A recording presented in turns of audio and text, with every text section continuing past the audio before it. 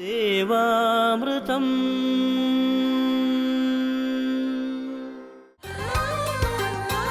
ഗുരുസാഗരം നിങ്ങൾക്കായി അവതരിപ്പിക്കുന്നത് ഈർപ്പം നഷ്ടപ്പെടാതെ ചർമ്മത്തെ കാത്തുരക്ഷിക്കുന്നു. മെഡിമിക്സ് ക്ലിയർ ഗ്ലിസറിൻ ഇപ്പോൾ ഫേസ് വാഷിലും. സാഗരം അറിവിന്റെ സാഗരം ഗുരുസാഗരം.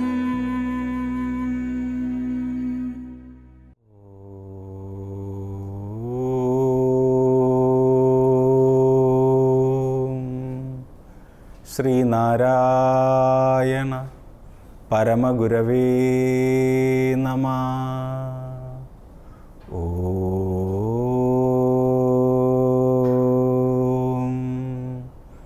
ശ്രീനാരായണ പരമഗുരവേ നമഃ. ഓം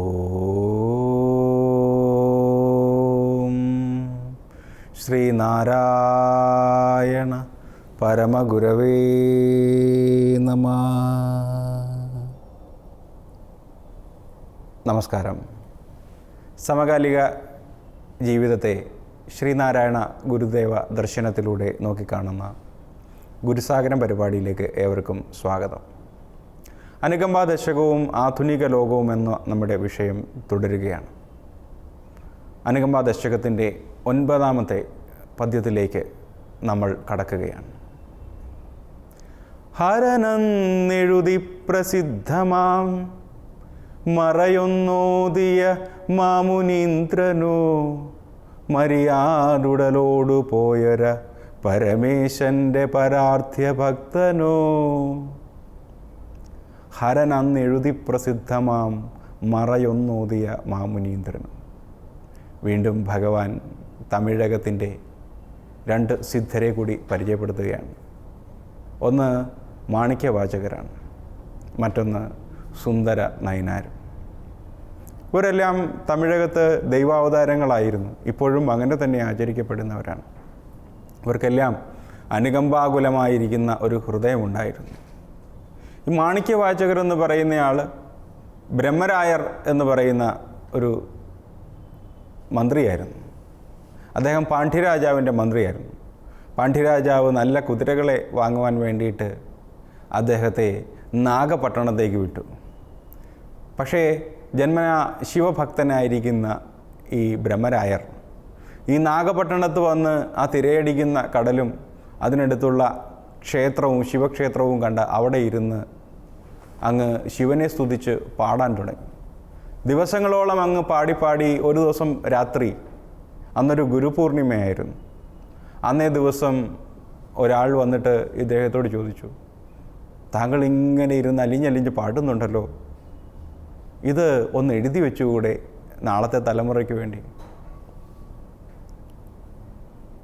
അദ്ദേഹം പറഞ്ഞു, എഴുതിയെടുക്കാമെങ്കിൽ എഴുതിയെടുത്തോളൂ, ഞാൻ പാടാമെന്ന് പറഞ്ഞു. ഈ വന്നയാൾ ഈ പാട്ട് മുഴുവനും ആ രാത്രിയിലിരുന്ന് എഴുതിയെടുത്തു. എന്നിട്ട് എങ്ങോട്ടോ മറഞ്ഞു.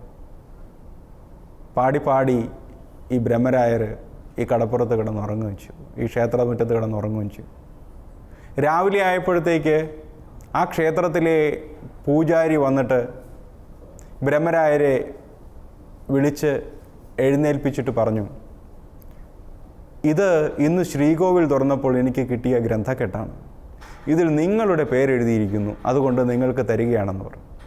നോക്കിയപ്പോഴത്തേക്ക് ഈ ശ്രീകോവിൽ നിന്ന് കിട്ടിയ ഗ്രന്ഥക്കെട്ടിനുള്ളിൽ തിരുവാചകം എന്ന് പറഞ്ഞ് ഇദ്ദേഹം ചൊല്ലിയ ഈ കൃതി മുഴുവൻ എഴുതി വച്ചിട്ട് മാണിക്യവാചകർ പറഞ്ഞ് നാം എഴുതിയെടുത്തത് എന്ന് പറഞ്ഞിട്ടാണ് അതിൽ വെച്ചിരുന്നത്.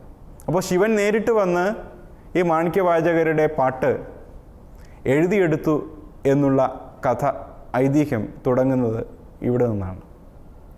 ശിവനാണ് തലേദിവസം മറ്റൊരു വേഷത്തിൽ വന്നിട്ട് ഈ മാണിക്യവാചകരിൽ നിന്ന് ഈ തിരുവാചകം എഴുതിയെടുത്തത് എന്നാണ് പിന്നീട് അറിഞ്ഞ കഥ. അങ്ങനെയാണ് ബ്രഹ്മരായർ മാണിക്യവാചകരായിട്ട് മാറിയത്. അനുകമ്പയുടെ ആൾരൂപമായിരുന്നു ഈ പറയുന്ന ബ്രഹ്മരായർ അല്ലെങ്കിൽ മാണിക്യവാചകർ എന്ന് പറയുന്നത്. പാടി ദൈവത്തോട് ലയിച്ചു ചേർന്ന ഒരു പ്രകൃതമായിരുന്നു. മറ്റൊന്ന് സുന്ദര നയനാരാണ്. സുന്ദരൻ നയനാർ ശിവഭക്തനായിരുന്നു. ശിവനിൽ ആമഗ്നനായിട്ടുള്ള ജീവിതമായിരുന്നു.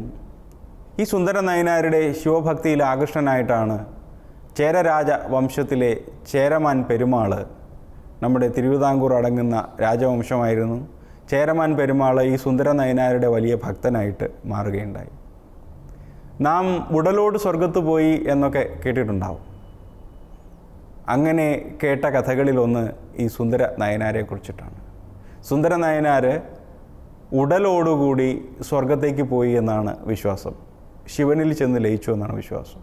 സുന്ദര നയനാരെ പിന്തുടർന്ന ചേരമാൻ പെരുമാളും ഉടലോടുകൂടി പോയി എന്നാണ് പറയുന്നത്.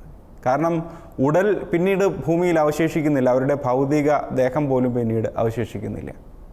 അങ്ങനെ അവർ സ്വർഗത്തിലെത്തിച്ചേർന്നു എന്നാണ് ഇവർ രണ്ടുപേരെയും കുറിച്ചിട്ടുള്ള കഥ പറയുന്നത്.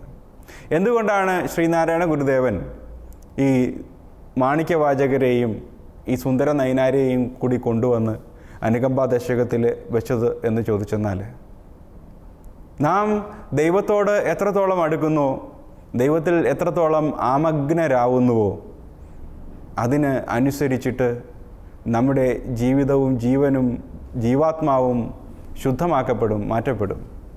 ഉടൽ പോലും അവശേഷിച്ചില്ല എന്ന് പറയുമ്പോൾ അത്രത്തോളം ദൈവത്തോട് ആമഗ്നനായിരുന്നു ഈ സുന്ദര നയനാർ. മാത്രവുമല്ല, ഈ സുന്ദര നയനാർ പിന്നീട് ശിവൻ്റെ പ്രതീകമായി ആരാധിക്കപ്പെടാൻ തുടങ്ങി. അപ്പോൾ ഉടലോടുകൂടി സ്വർഗത്ത് പോയി എന്ന് പറഞ്ഞെന്നാൽ സുന്ദര നയനാർ എന്ന് പറയുന്ന ഉടലും ശിവൻ എന്ന് പറയുന്ന സ്വരൂപവും തമ്മിൽ വ്യത്യാസമില്ലാതെയായി എന്നാണ് അർത്ഥം. നമ്മുടെ ഈ തിരുവിതാംകൂറിൽ തിരുവനന്തപുരം ജില്ലയിൽ അരുമാനൂർ എന്ന് പറയുന്ന ദേശത്ത് ഇപ്പോഴൊരു ശിവക്ഷേത്രം നയനാർ ക്ഷേത്രം എന്നാണ് അറിയപ്പെടുന്നത്. നയനാർ, ഈ സുന്ദര നയനാർ ശിവനായിട്ട് തന്നെ ആരാധിക്കപ്പെടുകയാണ്. അപ്പോൾ ദൈവത്തെ അന്വേഷിച്ച് പോകുന്നവർ ദൈവത്തിൽ എത്തിച്ചേർന്ന് കഴിഞ്ഞെന്നാൽ പിന്നെ ദൈവവും അവരും തമ്മിൽ വ്യത്യാസമില്ല എന്ന് ഗുരുദേവൻ പറയുന്ന ആ ഒരു പൊരുളുണ്ടല്ലോ, ആ പൊരുളിനെ ബോധിപ്പിക്കാൻ വേണ്ടിയിട്ടാണ് ഈ സുന്ദര നയനാരുടെ കഥ അനുകമ്പ ദശകത്തിൽ ശ്രീനാരായണ ഗുരുദേവൻ പറയുന്നത്.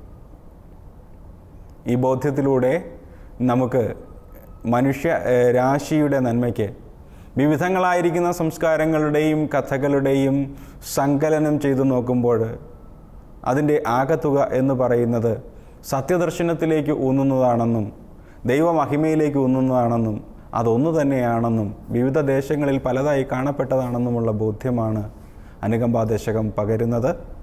ഇനി ഇന്നത്തെ ഗുരുമൊഴിയിലേക്ക്. സാഗരം അറിവിൻ്റെ സാഗരം. വിദ്യയാണ് ഇരുകാലിമാടുകളെ യഥാർത്ഥ മനുഷ്യരാക്കി തീർക്കുന്നത്. ശ്രീനാരായണ ഗുരുദേവൻ. ഗുരുസാഗരം നിങ്ങൾക്കായി അവതരിപ്പിച്ചത് ഈർപ്പം നഷ്ടപ്പെടാതെ ചർമ്മത്തെ കാത്തുരക്ഷിക്കുന്നു മെഡിമിക്സ് ക്ലിയർ ഗ്ലിസറിൻ ഇപ്പോൾ ഫേസ് വാഷിലും. ദേവാമൃതം